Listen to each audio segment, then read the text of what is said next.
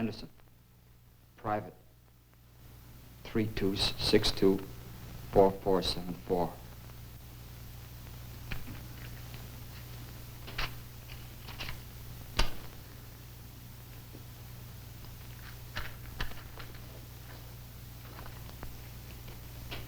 Have one?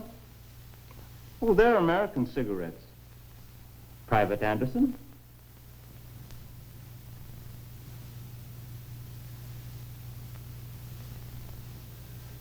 Come now. There's no harm in taking a cigarette.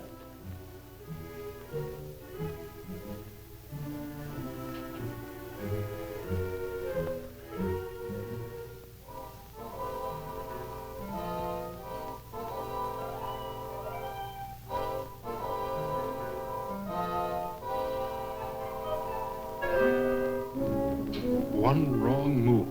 That's all that it takes. One move that'll mark you weak. And they'll be at you with everything they've got.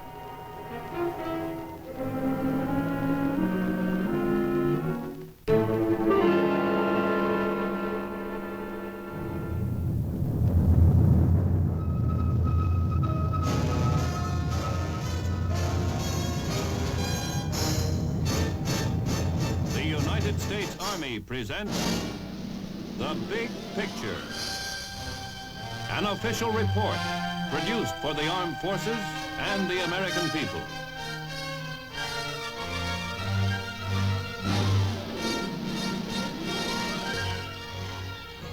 You have just seen part of a film used to introduce the discussion topic in the United States Army's monthly character guidance training. Now, it may seem puzzling for a vast military organization to establish such a program, but the reason is a very basic one. The character of the American soldier is representative of the character of this country, and the strength of character of any country may well be its most precious possession. Firm character, good character, starts in the home. Parents today, as always, have the initial responsibility to build character in their children. It's not the Army's business to do this job for them. The major part of the time a man spends in the service must be devoted to his military training. That's what he's there for. But the Army does accept the responsibility for furthering his awareness of moral issues, his sense of responsibility, his knowledge to discern right and wrong.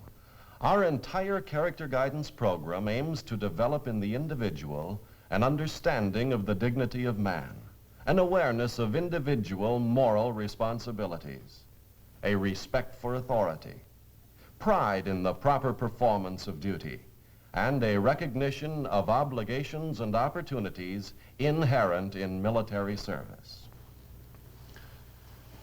On today's Big Picture, we should like to show you some of the ways by which the Army carries on the vital job of character guidance. There are training aids for the discussion meetings, and one of the latest methods used in character guidance instruction is the open-end film series. These films present a problem or a question to the soldier on an ethical subject which plays or might someday play an important part in his life. The films are purposely left unresolved so that after watching them, the soldiers may evaluate for themselves the behavior of the characters and provide their own solution to the problems presented. The scene we have just shown you is from a character guidance film entitled Self-Control. Now we should like you to see the entire film just as it is presented during character guidance instruction, a regular part of your Army's training program.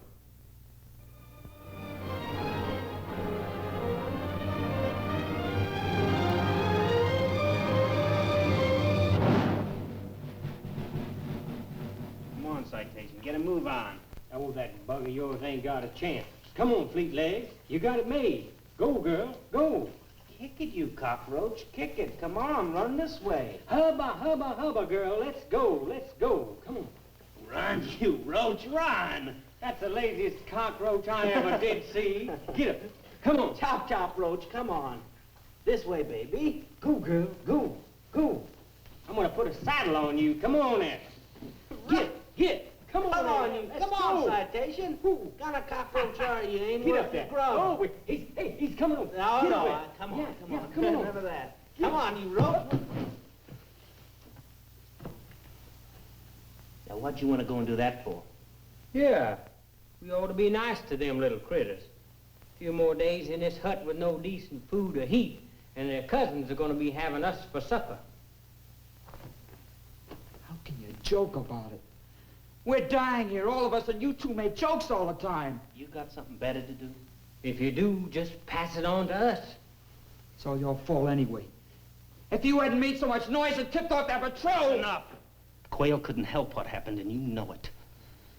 Well, I'm not going to take any more, I tell you. I'm cold, hungry. They said they'd take care of us if we did what they want. We'd have heat, food. I ain't signing no phony confession. And neither is anybody else in this outfit. You got some other idea? So what harm could it do? So we signed that phony paper. You make me sick. Anything is better than this. I'm cold. I gotta get warm. I don't care what happens afterwards. I gotta get warm. I'm going out that door. You take one step toward that door, and so help me, I'll kill you.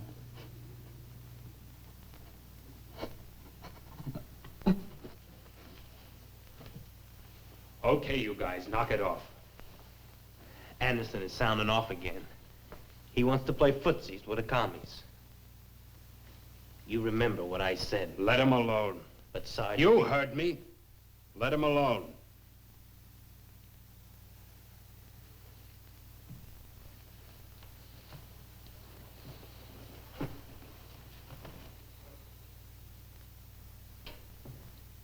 Well, why don't you say it?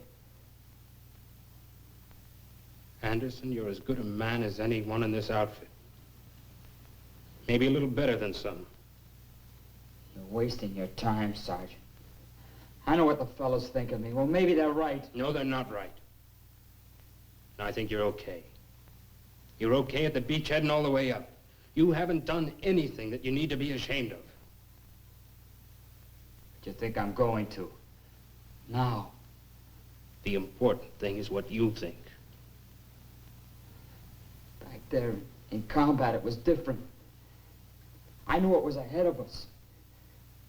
The whole army was backing me up. But now, I don't know what's ahead. I'm alone. No, we're all in this together. It's the not knowing that's so awful. The things you hear. The men they drag out and never bring back. Now, you listen to me, soldier, and listen good. And you see this? It's nothing compared with what they would have done to me if they thought they could really break me down and make me sign that paper. Everybody's not like you. I don't understand you guys. What difference does it make if we sign? We know what we're signing isn't true. Look, kid, you can't split yourself 6 ways from Sunday and expect to come out whole. First, you sign your name on a paper. Then they get you to make speeches to the other prisoners. First thing you know, you're selling their bill of goods, and you keep on selling it because you like being warm and having food in your belly. And in no time at all, you've sold yourself out, and you've got nothing left of yourself but a dirty word. Suppose they make you sign. Suppose they do things to you. I'm scared. I'm scared, I tell you. Well, don't let them see it. Don't do or say anything that'll even give them a hint that you can be had. Just one wrong move. That's all that it takes. One move that'll mark you weak, and they'll be at you with everything they've got. And they've got plenty.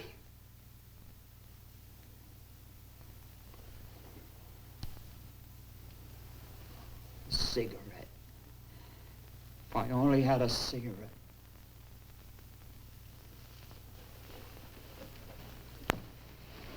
Go ahead. Take it.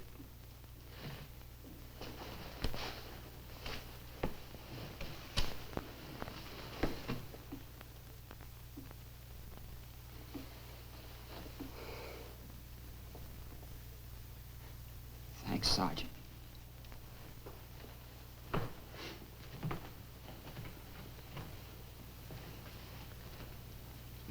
I can't make you out, Sarge. I seen you look at that cigarette butt a dozen times today, like it was uranium. It was your last butt, and you threw it away on a character like that. Now, don't be too hard on Anderson. He's gonna be okay. You keep saying that like you're trying to make yourself believe it. Well, some guys are made different, that's all. Well, I don't like the kind with a built-in yellow streak. Bones me up, giving him your last butt. Stop worrying about it. Anyway, haven't you heard? Smoking's bad for you.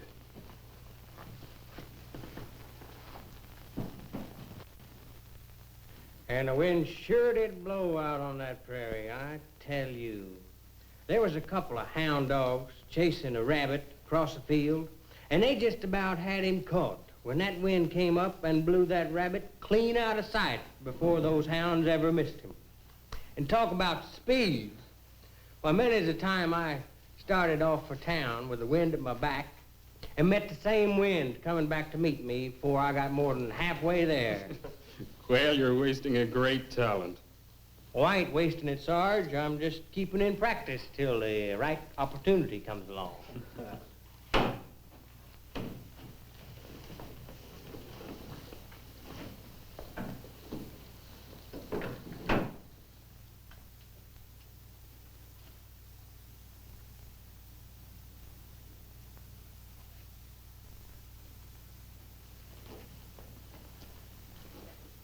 Well, Sergeant, how's your little troop getting along? Well, there's room for improvements. But you wouldn't be interested in that. Oh, but I am. I am very much interested. We would only be too glad to make things a little more comfortable for all of you. It all depends on you, Sergeant. Let's stop playing games. I won't sign your phony paper.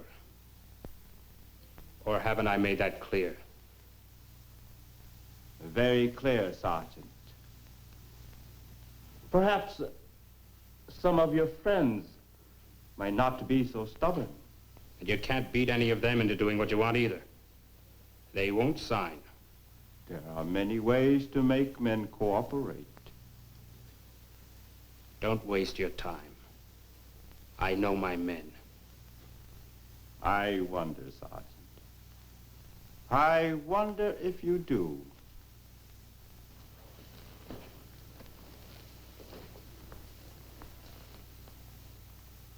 No, not this one.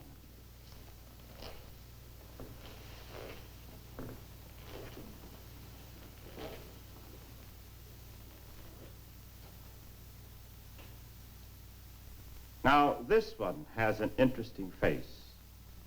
A cooperative face. I told you.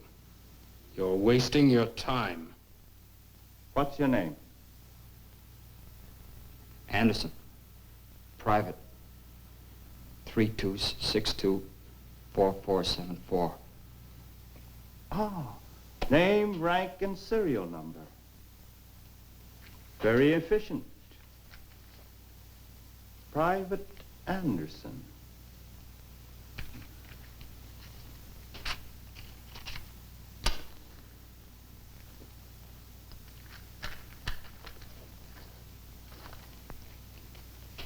Have one? Oh, they're American cigarettes. Private Anderson?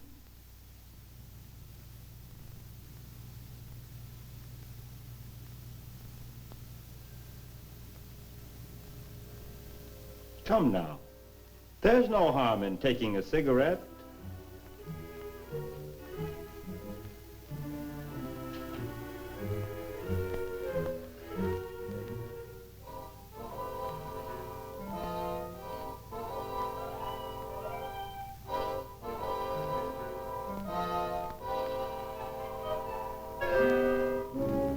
One wrong move.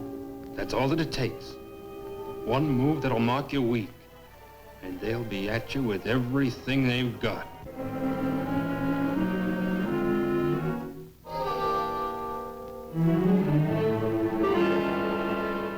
If you were Private Anderson, would you take that cigarette? Or would you refuse it? Is Sergeant Crawford's point of view valid? Or do you think you could accept that cigarette without doing any harm? The films are a means of getting the men to discuss subjects of vital interest to them under the guidance of the chaplain. Now, here is a film used in the character guidance instruction on the subject, How Free Am I?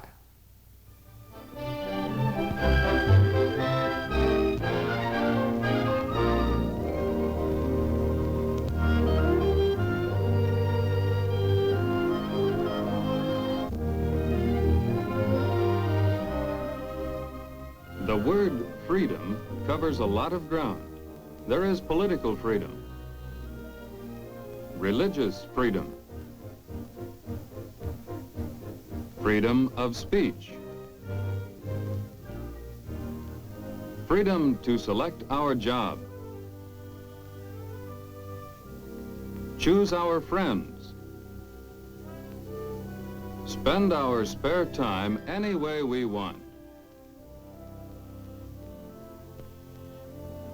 In the routine of our daily lives, we enjoy many little freedoms that we never even stop to think about.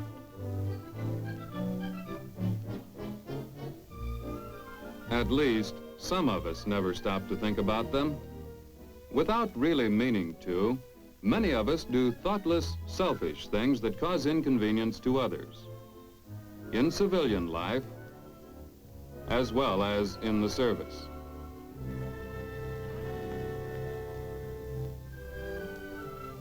But it isn't always so easy to determine just where our personal freedom has to stop.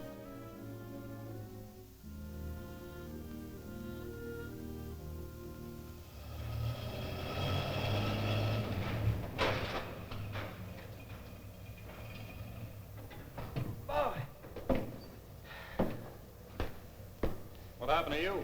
It's almost 9 o'clock. Brother, did I have a day, one thing after another. To top everything off, just at the last minute, I hit mud on the river road. Oh, yeah?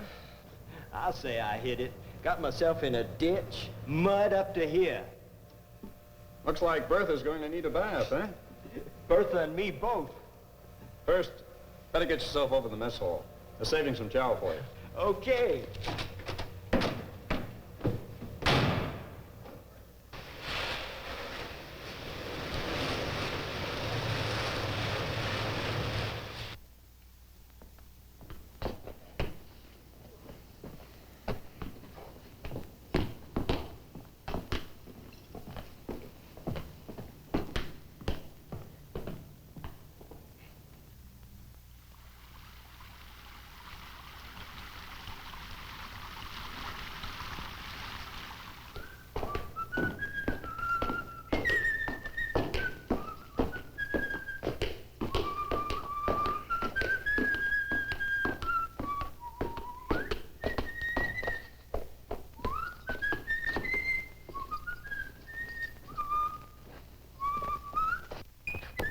Hey, pipe down.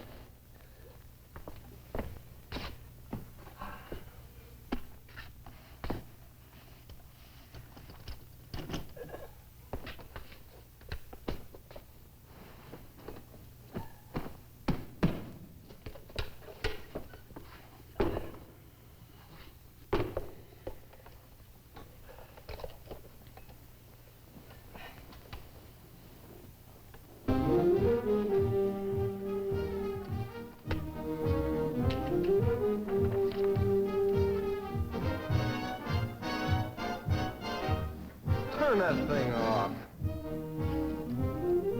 Well, what's eating you? Some of us are trying to sleep, or haven't you noticed? So what am I supposed to do, fold up just 'cause you guys do? Look, Bertie boy, we've been on the range all day and we gotta go out again tomorrow. Well, what do you think I've been doing, picking pansies? You try jockeying that oversized kitty cart through mud all day and see how you like it. Who's gonna turn that thing off? It's only 9:30. I got a right to play it till 10. You got no right to keep me from sleeping.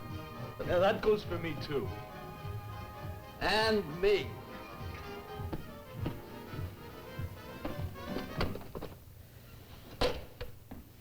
what gives with you guys anyway? Can't a fella enjoy life a little if he wants to? I work as hard as any man in this outfit. Nobody says you don't. Only you got no right making a racket in here like you own the place and waking everybody up. What did I do? Whistle a little? Play a little music? What are we running here, a concentration camp?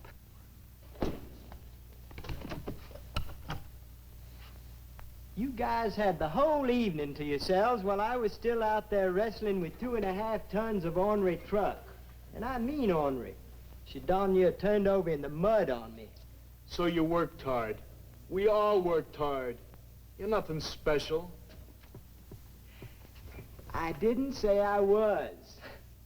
All I'm saying is I've got a right to have a little fun if I want to, as long as I'm not breaking any regulations. It's only 9:30. So it's 9:30. You got it in writing someplace where it says you can whistle and play your radio at 9:30 and everybody else is trying to sleep? Yeah. What about the company rules? It's not lights out yet. And besides, I got it in writing in another place, too. Did you ever hear of the Declaration of Independence, the Bill of Rights? Yeah, I heard of them. Well, it says there I got a right to whistle and play my radio. The pursuit of happiness, it says, right? Right. But what about me and the other fellas? We got our rights, too, you know. Those privileges don't just apply to you. I notice you got no objection to my radio when you want to hear the baseball scores. Then you can't play it loud enough. What's baseball got to do with it? Everything. Suppose I didn't feel like listening to the scores. That's crazy. You're as nuts about baseball as the rest of us. But suppose I wasn't. Would that make any difference to any of you guys? Would it make any difference to you whether I want to hear those scores or not? You'd turn them on just the same. Hey, look, this could go on all night. Now, what do you say we get some shut-eye? Now, we'll have no more music and no more talking. Yeah? You heard the man. Okay, okay. Just 'cause there's a bunch of you, does that make you right and me wrong?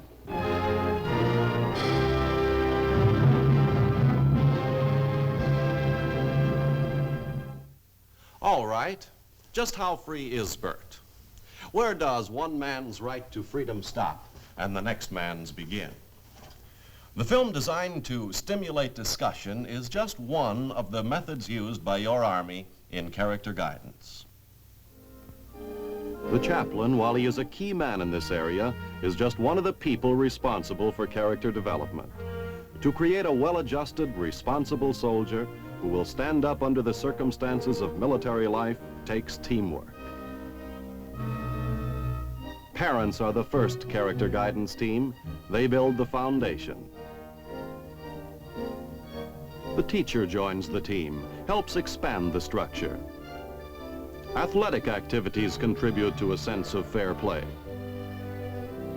Religious training builds an awareness of honor and decency, a sense of man's relationship to God, to his neighbors, to his country. To create a good citizen, all the influences of community life combine to build in the individual a sense of responsibility, a secure character structure that will stand up under the tensions of life. To the young men of America falls the responsibility for preserving our nation's freedom. Fundamental to the character development of these men is an understanding of the reasons and purposes involved in military service. In cooperation with educators in the community, the Army brings its message to the schools and answers directly the questions uppermost in the minds of the students.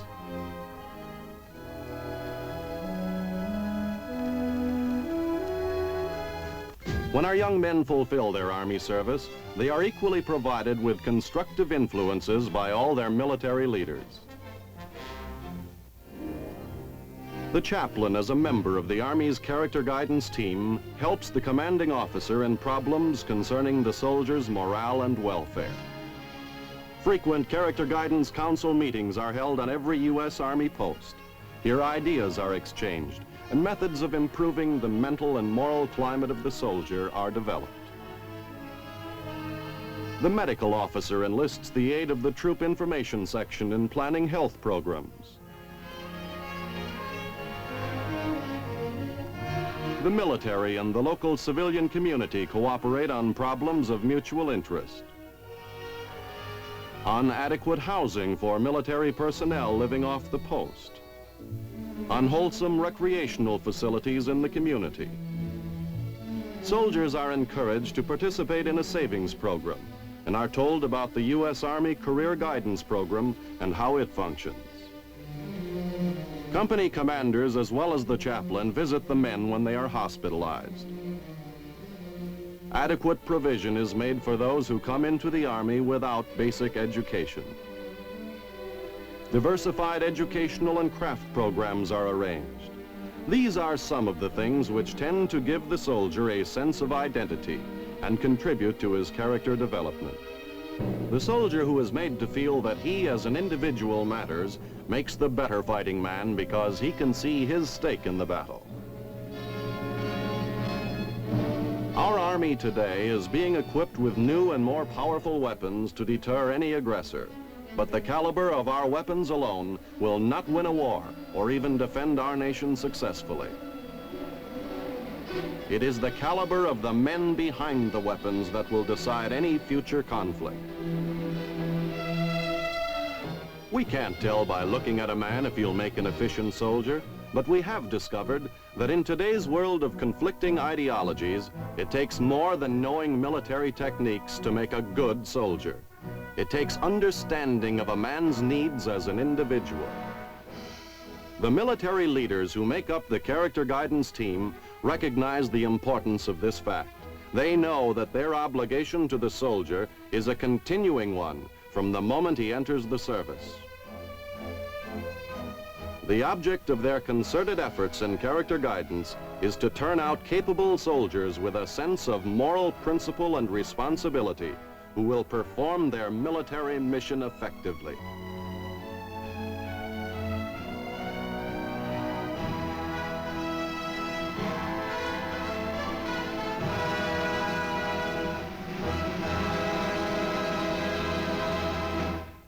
Today on The Big Picture, we have shown you some of the ways in which the soldiers of your Army are provided with a healthy mental and moral climate during their service through the constant effort of the United States Army's Character Guidance Program.